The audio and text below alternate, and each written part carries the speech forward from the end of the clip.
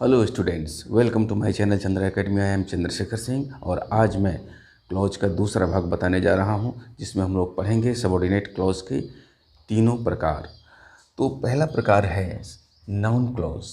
Noun clause के बारे में मैंने ये सामने तीन तीन एग्जाम्पल लिखे हैं। एग्जाम्पल के थ्रू हम लोग समझेंगे। पहला एग्जाम्पल है कि no one knows who he is. कोई नहीं जानता है कि वह कौन है। ये एक लॉजिकल सेंटेंस है। तो इसमें हम लोग देखेंगे कि ये नाउन क्लॉज कैसे है। तो सबसे पहली बात है, एक जनरल सा फार्मूला मैं आप लोगों को बता देता हूँ। यदि नाउन क्लॉज को पकड़ना है, उसे पहचानना है, तो ये सारे के सारे क्लॉज एक कंजंक्शन से जुड़े होते हैं। Who, what, that, where, why, if, as, ये सब से जुड़े होते हैं। तो ये कंजंक्शन जो हु, व्हाट, दैट, वेयर, ये सब हैं जिनसे ये जुड़े होते हैं, यदि हिंदी उच्चारण करते समय ये इनका उच्चारण यदि क आता है, यानी who, what, why, where, that जो भी है, ये यदि इसको हिंदी में बोलते समय इनका उच्चारण क आता है, तो ये नाउन क्लॉज होते हैं। जनरली ये नाउन क्लॉज होते हैं। Who, what, why, where, that, इन सब का उच्चारण यदि क आता है तो ये नाउन क्लॉज होते हैं। जैसे हम लोग देखते हैं, no one knows who he is. कोई नहीं जानता है कि वह कौन है। देखिए, इसमें की उच्चारण आ गया, हु का उच्चारण जो है की आ गया, क आ गया। दूसरा एग्जाम्पल है, where she lives is unknown. वह कहाँ रहती है अज्ञात है। तो इसमें तो क उच्चारण नहीं आया। इसमें मैंने दो विधि बताया था कि एक तो नाउन के स्थान पर रहेगा वो, और दूसरा इसमें क उच्चारण होगा। तो क उच्चारण वाला तो ये लास्ट में है, और जो नाउन के स्थान पर यानी संज्ञा अक्सर जो है सेंटेंस में वाक्य के शुरू में होती है। तो वेयर सी लिव्स, ये जो क्लॉज है ये नाउन के स्थान पर है, शुरू में है, ये इसलिए नाउन का काम कर रहा है। तो वेयर सी लिव्स चूँकि नाउन का काम कर रहा है, इसलिए ये नाउन क्लॉज है। ये नाउन क्लॉज है। Number 3, I know where he lives. जैसा कि मैंने बताया है कि वेयर का उच्चारण यहाँ पर हम हिंदी में चेक कर लेंगे। किसी किसी में यदि ये शुरू में है तो उसका उच्चारण पर हमको ध्यान नहीं देना है, उसको ये देखना है कि नाउन के स्थान पर है, तो उसका उच्चारण से हमें कोई मतलब नहीं है। लेकिन यदि वो बीच में है या लास्ट में है, वेयर, हु, वाई, दैट, ये सब जो है अगर बाद में है, अगर इनका उच्चारण क आता है, तो ये जो है नाउन क्लॉज होते हैं। I know where he lives, मैं जानता हूँ कि वह कहाँ रहता है। I know where he lives, मैं जानता हूँ कि वह कहाँ रहता है। देखिए, ये वेयर का भी क उच्चारण आ रहा है, हु का भी क उच्चारण आ रहा है, और इसका जो है क उच्चारण नहीं है, लेकिन ये नाउन के स्थान पर है।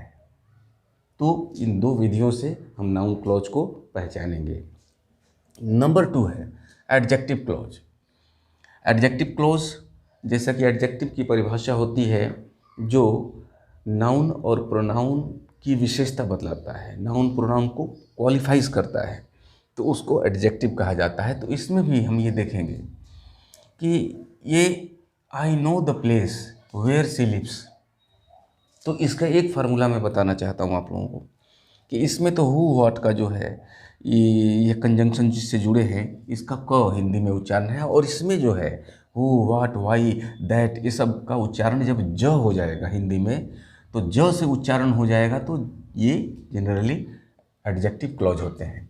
इसको सीधा सीधा पकड़ने का नियम है। I know the place where she lives, मैं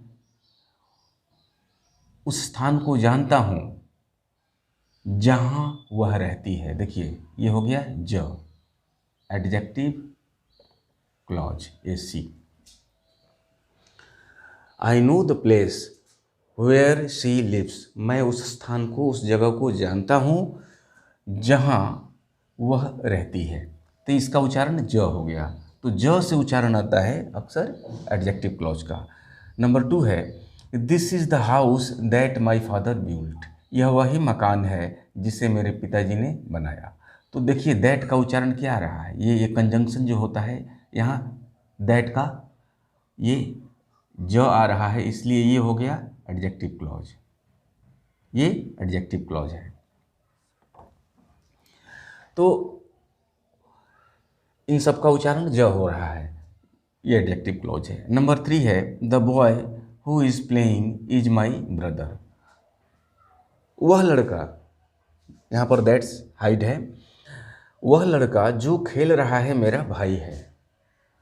तो the boy who is playing is my brother, तो हु इज़ प्लेइंग देखिए ये वाक्य ये बीच में है, तो हु वह लड़का जो खेल रहा है, तो जो ये कंजंक्शन जो वाक्य को जोड़ रहा है हु, इसका हिंदी उच्चारण ज आ रहा है। तो ये किस तरह का क्लॉज हो गया, who is playing adjective clause. तो इसमें हमने ये देखा कि हिंदी उच्चारण के द्वारा हम इसे कैसे पकड़ते हैं। ये बहुत ही सटीक और बहुत ही आसान ये तरीका है एडजेक्टिव क्लॉज को जानने का, कि हिंदी उच्चारण में जो भी कंजंक्शन से जुड़े होंगे उनका हिंदी उच्चारण ज से होगा तो एडजेक्टिव क्लॉज, यदि क से होगा तो नाउन क्लॉज। अब एडवर्ब क्लॉज को हम लोग देखते हैं। तो एडवर्ब की परिभाषा ही होती है जो नाउन और प्रोनाउन को छोड़ करके किसी अन्य की विशेषता बतलाता हो, किसी अन्य की शब्द विशेषता बतलाता हो तो वो एडवर्ब होता है। तो पहला एग्जाम्पल है you may sit wherever you like, आप जहाँ पसंद हो वहाँ बैठ सकते हैं। तो कहने का मतलब यहाँ पर स्थान का बोध करा रहा है, यानी ये नाउन का भी बोध नहीं है यहाँ पर, ये जो है किसी का बोध नहीं करा रहा है, सीधे यहाँ पर स्थान का बोध करा रहा है कि you may sit wherever you like, अर्थात आपको जहाँ पसंद है वहाँ बैठ सकते हैं। तो ये हो गया एडवर्ब क्लॉज, ये adverb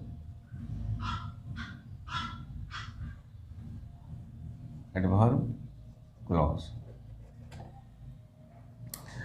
when I was younger I thought so, ये जो है इसमें ये देखना है एडवर्ब क्लॉज में कि स्थान, टाइम, उसके बाद कंडीशन, विरोध, उसके बाद परिणाम, रिजल्ट, इन सब का बोध होता है इसमें, यानी किसी अन्य चीज़ का बोध कराएगा ये, तो ये एडवर्ब क्लॉज हो जाता है। You may sit wherever you like, तो ये एडवर्ब क्लॉज है। अगर इसको हम गहराई से देखेंगे तो एडवर्ब क्लॉज ऑफ प्लेस हो जाएगा। When I was younger I thought so, जब मैं छोटा था तो मैं ऐसा सोचता था, जब मैं छोटा था तो मैं ऐसा सोचता था। तो ये जो है हिंदी उच्चारण पर डिपेंड नहीं है, ये जो है किसी अन्य शब्दों पर ये निर्भर कर रहा है एडवर्ब क्लॉज। तो when I was younger I thought so, जब मैं छोटा था तो ऐसा सोचता था।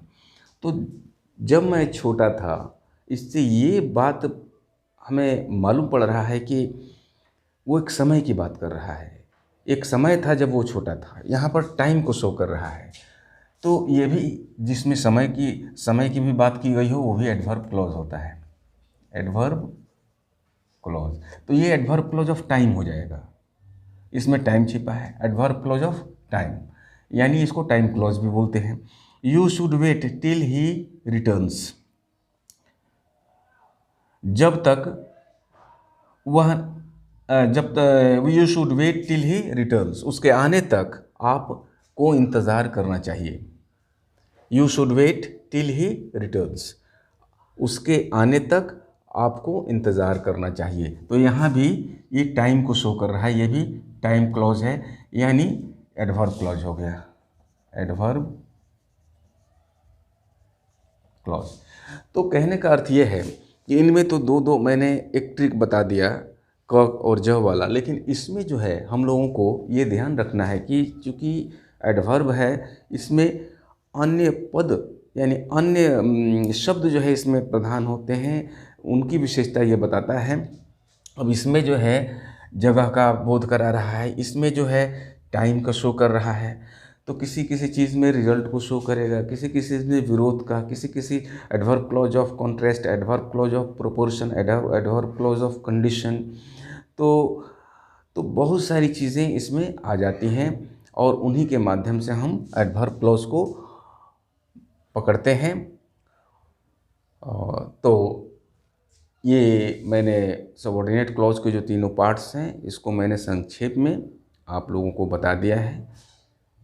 उम्मीद है कि आपको मेरी ये वीडियो ज़रूर पसंद आएगी। यदि आपको मेरी ये वीडियो पसंद आई हो तो आप इसे लाइक करें, शेयर करें और सब्सक्राइब करें। आज के लिए बस इतना ही। Thank you.